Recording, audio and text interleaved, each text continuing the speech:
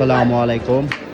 পাড়াগ্রাম হযরতপুর হাট থেকে গরুর আজকের দরদাম আপনাদের সামনে তুলে ধরবো, সাথে থাকেন। পাকড়াটা কত চাইতেছেন চাচা? 270 270 আস্কিং প্রাইস। খুবই সুন্দর মাশাআল্লাহ। চাওয়া দাম। হ্যাঁ, কয়টা গরু নিয়ে আসছেন? ও আচ্ছা, কত হইলেই করতে পারবেন? দেখি আল্লাহ কি রাখছে ভাগ্যে, বলা তো যায় না। মাশাআল্লাহ, সবগুলোই গরু সুন্দর।